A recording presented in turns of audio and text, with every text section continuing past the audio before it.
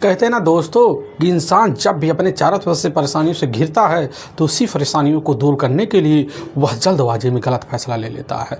लेकिन वह सोच नहीं पाता है कि आखिर जल्दबाजी में लिया गया फैसला जो होता है क्या हमारे पूरे परिवार के लिए सही साबित हो पाएगा। लेकिन होता कुछ उल्टा ही है, उसकी वजह से उसका पूरा परिवार भी तबाह हो जाता है। आज की घटना में सेम कुछ ऐसे होता है। एक व्यक्ति होता है, एक महिला से इतना परेशान हो जाता है कि उससे छुटकारा पाने के लिए जल्दबाजी में ऐसा फैसला ले लेता है जिसकी वजह से वह खुद जेल के सलाखों के पीछे पहुंच जाता है। लेकिन जब लोग सुनते हैं और सुनते में आज लोग हैरान और परेशान भी हो जाते हैं। आखिर क्या था इस घटना में क्या हुआ, इस घटना की आप पूरी तह तक सच्चाई जानने के लिए इस वीडियो को आप लास्ट तक जरूर देखिएगा। नमस्कार दोस्तों, मैं प्रदीप कुमार आपको इस टेढ़ी बात चैनल पे मैं स्वागत करता हूं। दोस्तों आज की यह जो सच्ची घटना है या घटना सुनाने से पहले मैं आपसे एक छोटा सा रिक्वेस्ट करना चाहता हूं, क्योंकि आप अगर इस चैनल पर नए हो और पहली बार आए हुए हो तो एक बार जाकर अपने इन्हीं प्यारे हाथों से आप इस चैनल को लाइक और सब्सक्राइब और शेयर ज़रूर करें, ताकि आपकी वजह से इम्पोर्टेंट होने के नाते यह जो वीडियो है यह काफ़ी लोगों तक पहुंचाया जा सके। और इसके लिए हम आपके तहे दिल से शुक्रगुजार रहेंगे। दोस्तों आज की यह जो सच्ची घटना है, यह घटना है ठीक है भारत की राजधानी दिल्ली उत्तर पश्चिमी ज़िले की, उसी में एक थाना लगता है आदर्श नगर। मैं बात कर रहा हूँ ठीक है 1 जून का ही। अब इधर सुबह का टाइम होता है तो उसी वक्त जो होता है मौके पर आदर्श नगर पुलिस थाने में जो ड्यूटी इंस्पेक्टर होते हैं उन्हीं के पास पुलिस कंट्रोल रूम के द्वारा एक सूचना मिलता है कि ठीक जो होता है इधर जो मंजलिस पार्क है, उसी मंजलिस पार्क के ही इलाके में एक मकान 308/2 है। उसी मकान में मौके पर बड़ी तेज़ से अब गंध आ रही है और गंध 1 से 2 दिन से आ रही है। तो लोग वहाँ के काफ़ी ज़्यादा परेशान हैं, आपको वहाँ जाना पड़ेगा। अब ड्यूटी अफसर जब यह सूचना पाते तुरंत इसकी जो सूचना होता है अब अपने थाना प्रभारी मौके पर जाकर संजय कुमार को दे देते हैं। संजय कुमार जैसे ही खबर पाते हैं तो वह समझ जाते हैं बस करो, यह मामला जो होता है बड़ा पेचीदा है, क्योंकि इस मामले में हत्यारा जो भी होता है घर के अंदर हत्या करने के बाद दरवाज़ा बाहर से बंद करके और फरार हो जाता है। फिर बॉडी पूरी तरह से बंद पड़ी हुई अवस्था में गंध मारना शुरू कर देती है और ठीक वैसा ही हाल होगा। यही सब सोच साच कर संजय कुमार अपने दल बल टीम को लेते हैं और ठीक जो होता है मंजलिस पार्क के उसी मकान में पहुंच जाते हैं। लेकिन जैसे पहुंचते हैं, पहुंचने के बाद जो होता है थोड़ी और जब करीब जाते हैं उस मकान में तो वहाँ एक नवयुवक होता है, अब जिसका नाम नीरज होता है, जिसकी उम्र लगभग 20 साल के आसपास होता है। उसके अपने पिता शिवानंद होते हैं जो सौतेले पिता होते हैं। मौके पर वह नहीं होते हैं। नीरज ही कहने लग जाता कि साहब हमारे ही इधर मकान में से बड़ी तेज़ गंध आ रही है, हमको नहीं पता यह किस चीज़ का है। यह बात जैसे ही संजय कुमार सुनते हैं, वहाँ पर कुछ प्रभारी भी होते हैं अपनी टीम के दल बल की टीम को लेकर मौके पर, वह भी बात सुनते हैं नीरज की और सुनने के बाद उसकी बात मानते हैं। जैसे दरवाजे के पास पहुँचते हैं देखते हैं दरवाजे में ताला मड़ा हुआ है। नीरज कहने लग जाता कि हमारे जो मौके पर पिता होते हैं वह मंडी गए हुए हैं, अभी तक लौटे नहीं हैं।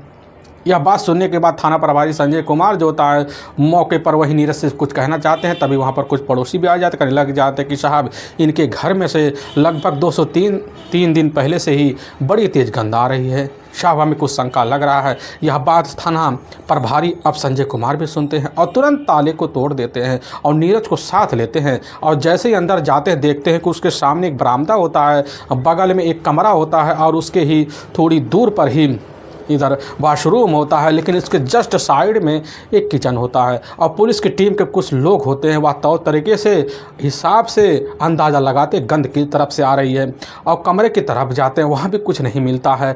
अब इधर जो होता है वॉशरूम में घुस जाते हैं, वहाँ भी कुछ नहीं मिलता है। एक बरामदा नुमा होता है, वहाँ भी घुसते नहीं कुछ मिलता है। पीछे एक कमरा होता है, उसी कमरे के पीछे एक बालकनी होता है। पुलिस की टीम के कुछ सिपाही वहाँ भी पहुँचते हैं नीरज के ही इशारे पर, लेकिन वहाँ पर कोई गंध की जरिया नहीं मिल पा रहा था। पुलिस की टीम काफ़ी हैरान हो जाती है, लेकिन थाना प्रभारी नीरज को अपने साथ ले, नीरज इशारा मारते मारते थाना प्रभारी और उनकी टीम को जो होता है अब किचन में लेकर पहुंच जाता है और थाना प्रभारी जो होते हैं उधर किचन में ही तौर तरह के सिपाहियों की मदद से छानबीन करते हैं और लेकिन तभी जो होता है एक छोटा सा दीवार होता है, उसी के पीछे जो होता है 2 चूहे मरे हुए अवस्था में दिख जाते हैं और उसकी हालत बस से बेहतर होती है। थाना प्रभारी के दिल में बड़े तरीके से जिज्ञासा जाग उठता है कि बस करो, इसी की वजह से पूरे घर में माहौल बिगड़ा हुआ था। और नीरज जो होता ले जाता चूहों को बाहर डंप कर देता। थाना प्रभारी को वहाँ राहत मिलता है और कहने लग जाते हैं कि बस इसी बात को लेकर सभी के मन में मलाल था,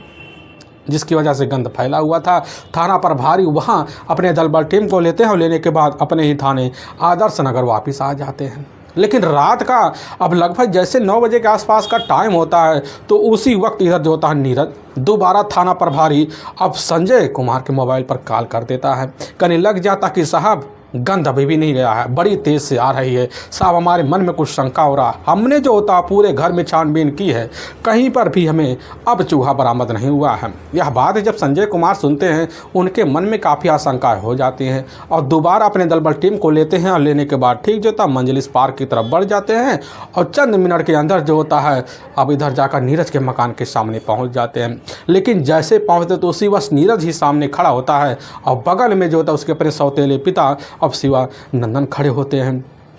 शिवानंदन जो होते हैं पुलिस के सामने कहने लग जाते कि साहब हमारे घर में से गंध आ रही है, लेकिन हमें नहीं पता कहाँ से आ रही है। अब इधर नीरज जो होता है इंस्पेक्टर साहब को अपने साथ लेता है, दोबारा चंद मिनट के अंदर उन्हें लेकर किचन में पहुंच जाता है। इशारा मारता कि साहब गंध इसी तरफ से आ रही है। अब थाना प्रभारी यही सोचते हैं कि हो सकता कहीं और चूहा मरा हो, नीरज के निगाह में ना आया हो। सिपाही कहने लग जाते कि जल्दी से देखो ताकि हम लोग वापस थाने लौट चलें।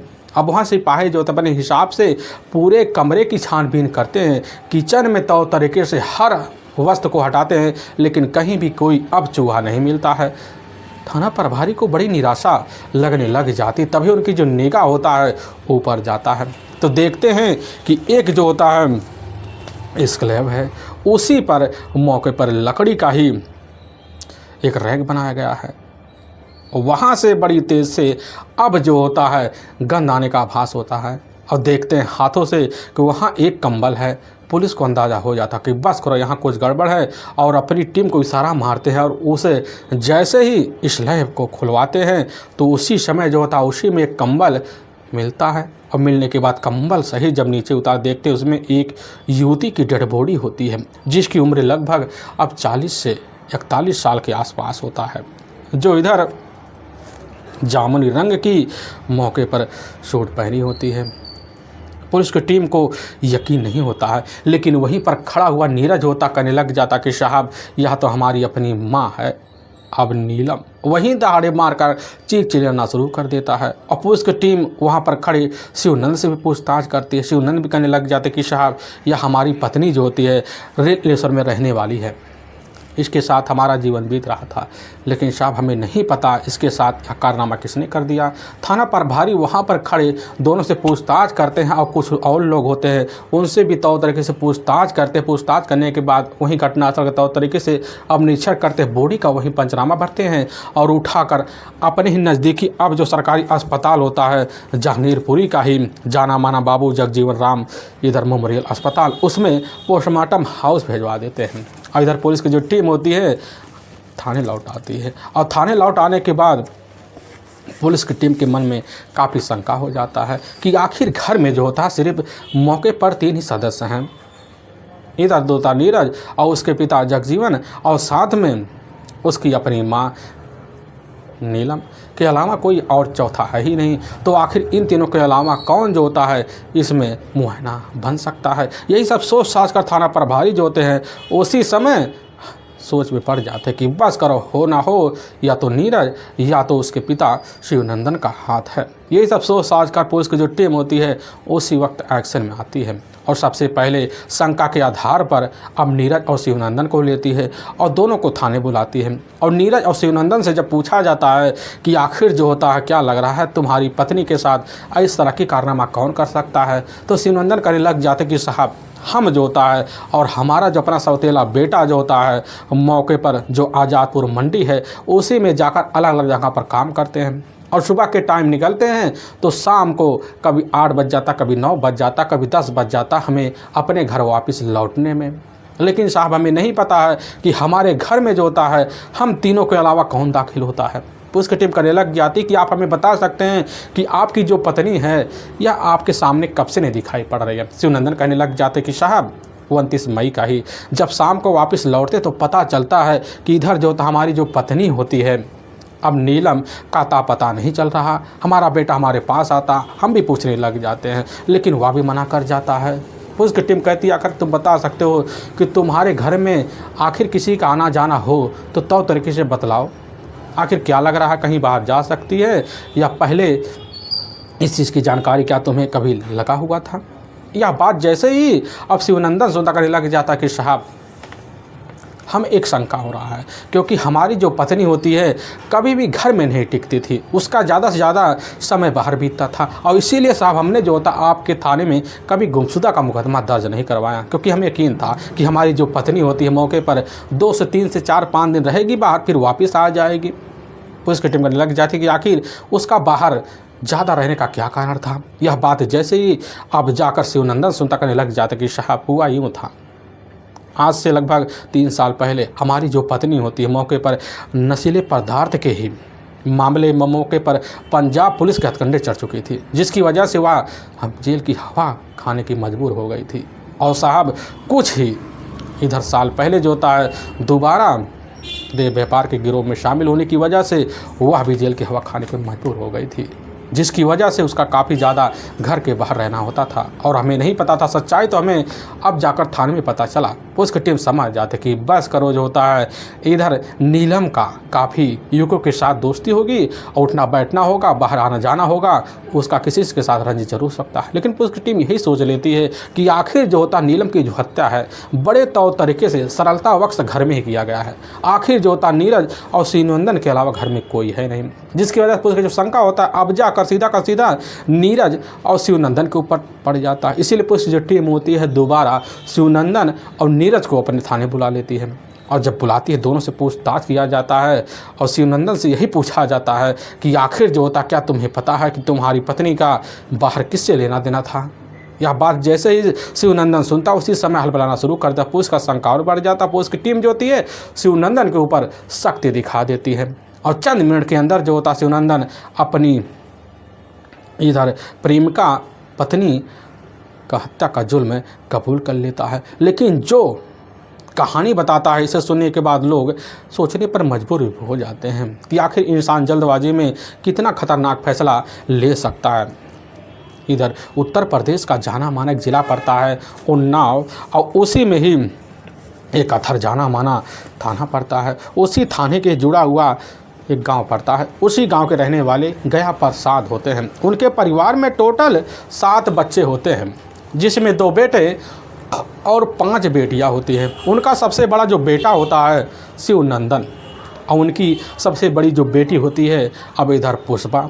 शिवनंदन जो होता है अपने पिता के ही बलबूते मौके पर कुछ ही क्लास पढ़ाई करता है, लेकिन जब पढ़ाई में उसका मन नहीं लगता है तो इसी भी शिवनंदन जो होता अपने पिता गया प्रसाद के साथ घर गृहस्थी में हाथ बटाना भी शुरू कर देता, क्योंकि उनके पास थोड़ी बहुत खेतीहारी ज़मीन थी, जिसकी वजह से उनके परिवार का पालन पोषण हो जाता है। लेकिन उनकी जो बड़ी बेटी होती है पुष्पा, अब मौके पर अब जब शादी की दहलीज पर पहुंचती है, पहुंचने के बाद जो होता है ठीक है अब जाकर इधर 12 साल पहले और पुष्पा की शादी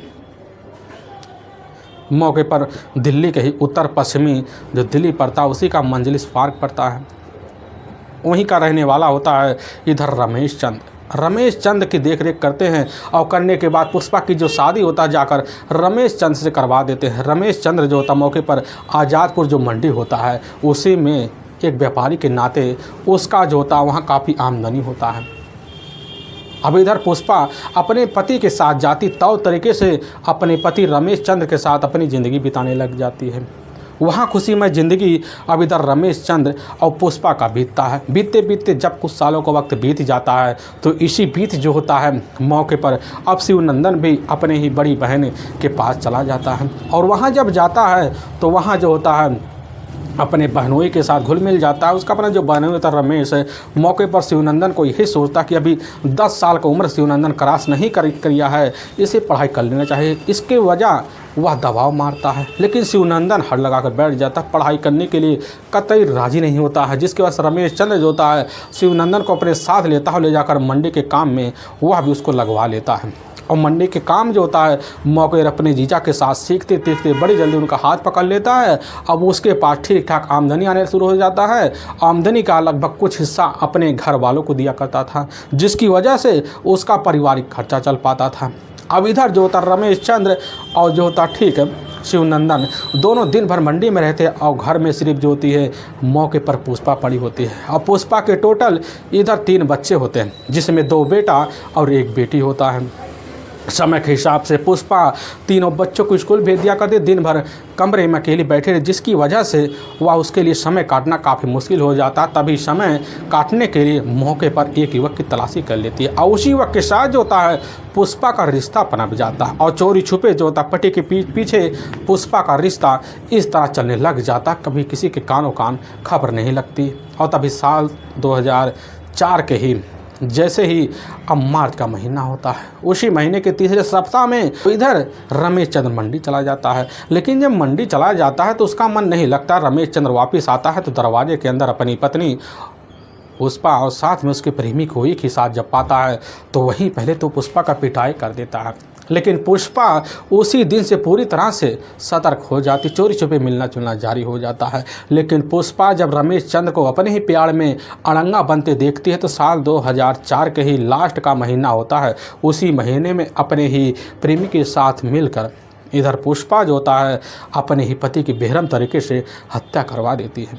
और पुलिस जब इस केस में गहराई तक जाती है तो बड़ी जल्दी जो होता है सारी सच्चाई पुष्पा कबूल कर लेती है। इसीलिए पुलिस की जो टीम होती है पुष्पा को ले जाती है, गंभीर धर्म मुकदमा दर्ज करके ले जाकर हमेशा हमेशा के लिए जेल सलाखों के पीछे डाल देती है।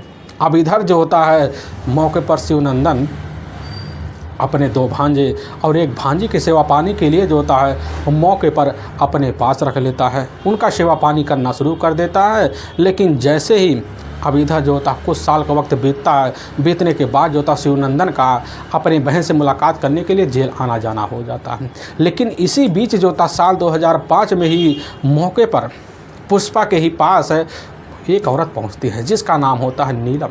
नीलम कोई और नहीं होती है बल्कि ठीक जो होता है देवेंद्र सिंह की अपनी पत्नी होती है। देवेंद्र सिंह जो होता है बिहार प्रदेश का ही जो मुजफ्फरपुर ज़िला पड़ता है वहीं का रहने वाला होता है।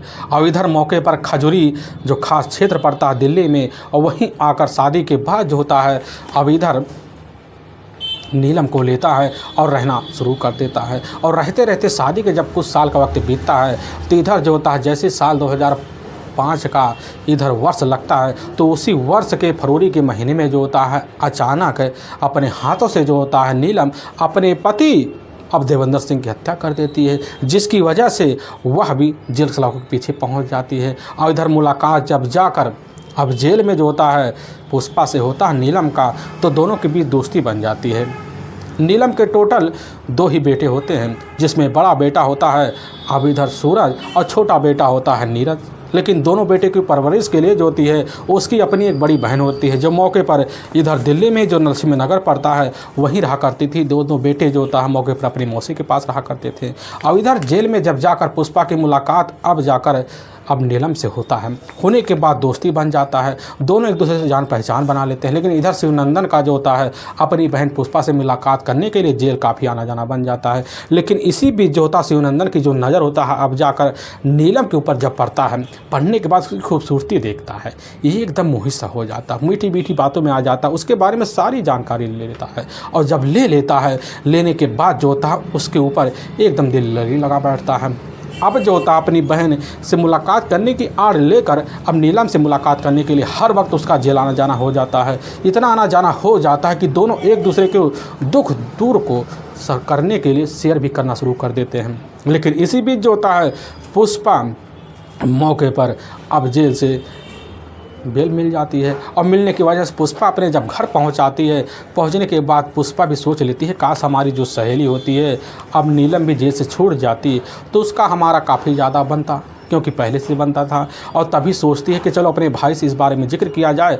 और जब शिवनंदन से जिक्र करती है तो उसको लगता है कि बस करो, हाथ में अब लड्डू आ गए, और तुरंत जाता है और ठीक जो होता कोशिश करना शुरू कर देता है। और तभी साल 2010 में जाकर कैसे ना तैसे कर अब इधर नीलम का मौके पर बेल करवा लेता है, और करवाने के बाद ठीक जो होता है अपनी बहन के ही मकान में मौके पर लाकर अब रख लेता है। और जब रख लेता है तो तरीके से जो होता है एक घर में पुष्पा और दूसरे मकान में नीलम रहना शुरू कर देते हैं। लेकिन इसी बीच शिवनंदन को अच्छा सा मौका मिल जाता है दोस्ती का हाथ बढ़ाने का, और इधर नीलम और शिवनंदन के बीच ऐसी दोस्ती हो कि दोनों के बीच प्रेम रिश्ता पनप जाता है, सिलसिला चलने लग जाता है। उनके बीच ऐसा संबंध पनपता है कि इसकी जानकारी बड़े जल्दी पुष्पा को लग जाता है। लेकिन पुष्पा जो होती इसमें कोई भी रोक दखल देना नहीं चाहती थी।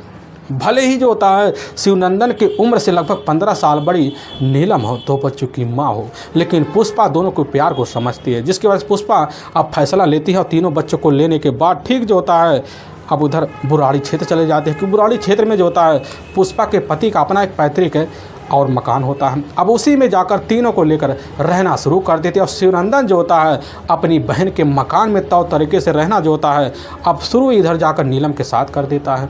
और जब कर देता है तो नीलम खुला माहौल पा जाती है। दोनों के बीच प्रेम प्रसंग इस तरह उमड़ पड़ता है कि दोनों अब जो होता है पति पत्नी की तरह लिव इन रिलेशन में रहना शुरू कर देते हैं।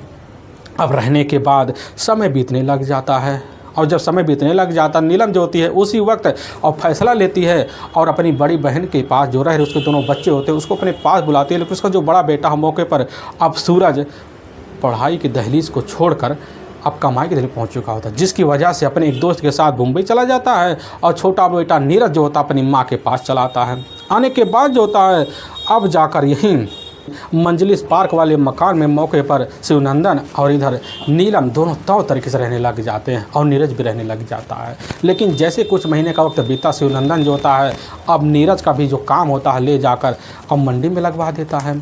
और नीरज जो होता है अपने ही सौतेले पिता शिवनंदन के साथ निकलता, और निकलने के बाद वह भी शाम को कभी पहले कभी बाद में लौटता। अब यह सिलसिला जो होता है बराबर चलने लग जाता है। लेकिन इसी बीच जो होता है पूरी तरह से माहौल जो होता है सुनसान जब पाती है इधर नीलम, पाने के बाद पूरे घर को सुनसान देखकर वह सज धवर के बाहर निकल जाती। लेकिन उसका गायब रहना जो होता पुष्पा को जो पता चलता उसके कि नहीं देता कि आखिर जो होता नीलम इधर हमारे भाई के जाने के बाद कहाँ चली जाती है। लेकिन इन सब के बारे में जानकारी जब लेने के लिए कोशिश करती नीलम से तो नीलम उसी समय कुछ इधर उधर की बात कर कर और टाल दिया करती थी। लेकिन इधर जो होता है इस चीज़ की जानकारी कैसे न तैसे कर कर शिवनंदन को लग जाता। लेकिन शिवनंदन जब इस बारे में पूछताछ करता, पूछताछ करने की वजह से कभी कभी नीलम जो होता है अपने ही इधर पति शिवनंदन के ऊपर भड़क जाती है, जिसके बाद शिवनंदन जो होता है बार बार पूछने की वजह से अब चुप रहने का फैसला ले लेता है। लेकिन इसी बीच घटना से मात्र 3 साल पहले जो होता है अचानक इधर नीलम घर से गायब हो जाती है, और इधर शिवनंदन और पुष्पा और नीरज तीनों मिलकर बेहतर तरीके से अपने हिसाब से खोजबीन करते हैं। लेकिन इधर जो होता है मौके पर नीलम का जो मोबाइल होता बंद बता देता है। पूरा परिवार हैरान परेशान हो जाता है। और तभी जो होता है अचानक इधर चंडीगढ़ पुलिस का टीम के द्वारा जो होता है मौके पर पुष्पा के मोबाइल पर एक कॉल आता है, और उसी कॉल के द्वारा पता चलता कि इधर जो होता है नशीले पदार्थ के गिरोह में मौके पर शामिल हुई इधर नीलम पुलिस के कस्टडी में आ चुकी है। और इसकी जानकारी जब पुष्पा पाती है वह नहीं समझ पाती, ना सोच पाती है। उसको यकीन हो जाता कि बस करो नीलम को जो होता है सिर्फ बहकाया गया है, वह गलत तरह के मामले से इसमें फंसी हुई, जिसकी वजह से शिवनंदन के पास आती है, कहने लग जाती है कि शिवनंदन इधर नीलम को कैसे न तैसे करके रिहा कराओ, क्योंकि वह गलत इरादे से उसमें जाकर फंसी है, क्योंकि वह ऐसी लड़की नहीं है। हम उसके बारे में काफ़ी तरह से जाते पाए जाते हैं। शिवनंदन जो होता है अपनी बहन पुष्पा की बात पर यकीन कर लेता, और ठीक जो होता है अब चंडीगढ़ थाने पहुंच जाता है। और वहाँ जो होता कैसे ना तैसे कर कर जो होता है मुलाकात जब करता है तो पुष्पा को देखते नीलम जो होता है अपने आंसू बहाना शुरू कर देती, कहने लग जाती है कि हम बेकसूर हैं, हमें यहाँ रिझाया गया है, किसी के दबाव में हमने यहाँ कार्य किया है। तो तरीके बात करती है, और इधर पुष्पा अपने भाई शिवनंदन को लेती है, ले जाती है, पुलिस से बात करवाती है, जिसकी वजह से वहाँ बड़ी जल्दी जो होता है अब नीलम को रिहा कर दिया जाता है। और नीलम जो होता है इधर जब आती है तो तरीके से अपने पति शिवनंदन के साथ रहना शुरू कर देती है। लेकिन जैसे ही 1 से 2 हफ्ते का वक्त बीतता है तो दोबारा लगभग अपने घर से जो होता है घंटों गायब होना शुरू हो जाता है। शिवनंदन नहीं समझ पाता है, लेकिन जब कभी वो फ़ोन करता था ना फ़ोन बता देता है। और जब पूछताछ करता शिवनंदन जो होता है नीलम से, तो नीलम यही कहती कुछ काम के लिए हम बाहर गए हुए थे। लेकिन इधर हद तब हो जाता है जब पता चलता है कि यहाँ 3 से 4 दिन का वक्त बीत जाता है, नीलम घर वापस लौट के आती नहीं है। अभिनंदन जो होता है अब इधर नीलम का चिंता भी करना छोड़ देता है। वह समझ जाता कि हमारी पत्नी जो होती है अब गलत रास्ते पर चल चुकी है, हमें उसके पीछे नहीं जाना चाहिए। लेकिन जब कभी नीलम आती तो शिवनंदन और इधर नीलम के बीच झगड़े तकरार होते उसी बात को लेकर। और इधर शिवनंदन जो होता है बार बार यही कहता कि तुम घर से बाहर जाना छोड़ दो। लेकिन इसी बीच जो होता है घटना से 1 साल पहले अचानक जो होता फिर नीलम घर से लापता हो जाती है। और इसकी जानकारी पुष्पा को लगता है।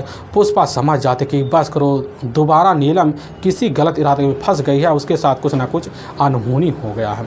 लेकिन जैसे ही 3 से 4 दिन का वक्त बीतता तो उसी वक्त दोबारा चंडीगढ़ पुलिस का फ़ोन पुष्पा के पास आ जाता है। पता चलता है कि इधर नीलम जो होता है वेश्यागृह धंधे में फंस चुकी है, जिसकी वजह से पुलिस कतकंडे चढ़ी हुई है। अब इस तरह की जानकारी जब पुष्पा सुनने के बाद हैरान परेशान हो जाती है, सोचने लग जाती कि बस करो नीलम इसी वजह से घर से 3 से 4 दिन लगातार हर वक्त नादारत रहती थी और यही सब की वजह से नादारत रहती थी। उसके मन में भी शंका हो जाता है। लेकिन शिवनंदन के पास जब आती सारी जानकारी, शिवनंदन समझ जाता कि हमारी पत्नी जो होती है कोई सीधी साधी नहीं थी, बल्कि एक गलत किस्म की औरत थी। हम उसके कैसे ही इरादे में फंस गए। इससे सब सोच साच कर वही शिवनंदन खफा हो जाता है। लगभग 3 से 4 दिन का वक्त बीत जाता है। लेकिन पुष्पा जो होती है नीलम की सहेली होने की वजह से इधर सोचती है कैसे न तैसे कर दोबारा बेल कराया जाए और हो सकता सही रास्ते पर आ जाए। यही सब सोच साच कर पुष्पा अपने भाई शिवनंदन के पास आती है, कहने लग जाती है कि नीलम को रिहा करा लो, दोबारा सुधर जाएगी, हम उसको सुधारेंगे, पूरी कोशिश करेंगे।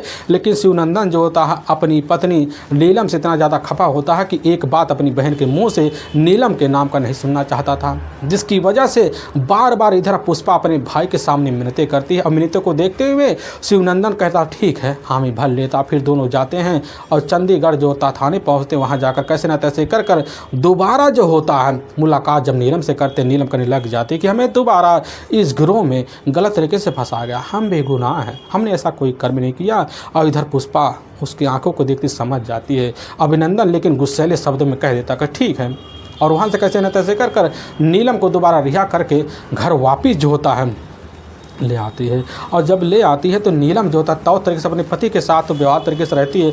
लेकिन जैसे ही दोबारा 2 हफ्ते का वक्त बीतता है तो इधर जो होता है शिवनंदन जब कभी घर में घुसता तो मोबाइल पे लगे पड़े अवस्था में बार बार जो होता है नीलम को देखता। उसके मन में शंका होता कि बस करो अभी भी किसी ही आदमी से बात कर रही है जिसके साथ उसका लेना देना है। इसी बात को लेकर अब जो होता शिवनंदन नीलम से बात की पूछताछ शुरू कर देता, जिसकी वजह से हर बात को उल्टा जवाब मिलता। शिवनंदन इसी बात से खफा हो जाता है, इतना खफा हो जाता है कि अपनी पत्नी से अब बोलना चालना भी बंद कर देता है। लेकिन जब कभी घर में होता शिवनंदन तो हर वक्त जो होता अनीता के कान में मोबाइल लगा होता, हर वक्त उसके चेहरे पर मुस्कुराहट होती, हंस खिलाकर बात करने का एक जरिया होता। यही सब देखकर शिवनंदन वहीं हमेशा खुन्नस खाए बैठ जाता है, लेकिन वह बोल नहीं पाता है क्योंकि उसके मन में शंका हो जाता कि बस करो इधर अनीता कोई साधारण औरत नहीं है, उसके रास्ते अलग है, उसकी नीयत अलग है, मर्दों का शौक। यही सब सोच साच कर शिवनंदन अनीता के ऊपर काफ़ी सारे तरीके से बिहार वाली बात सोच कर खुन्नस खाए बैठा रहता है।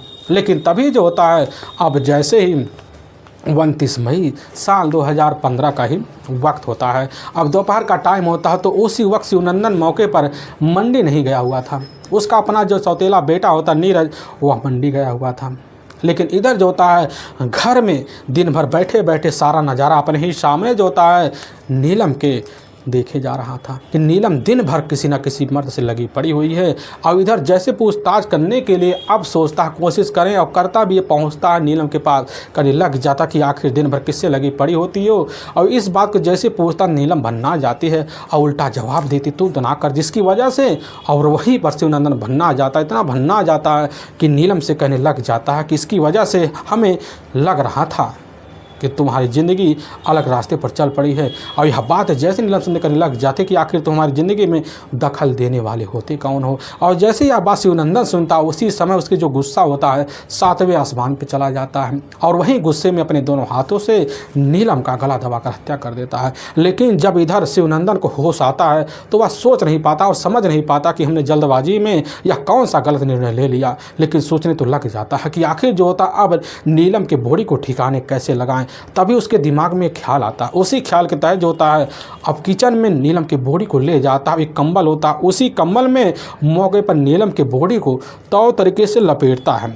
फिर जो होता है किचन में देखता है कि स्लेब है, उसी पे ले जाकर जो होता है जो लकड़ी का रैक बना होता है कंबल सहित उसी पे डंप कर देता है। और फिर जो होता है शाम का जब टाइम होता है तो उसका अपना बेटा नीरज आता है, अपनी माँ के बारे में पूछताछ करता है।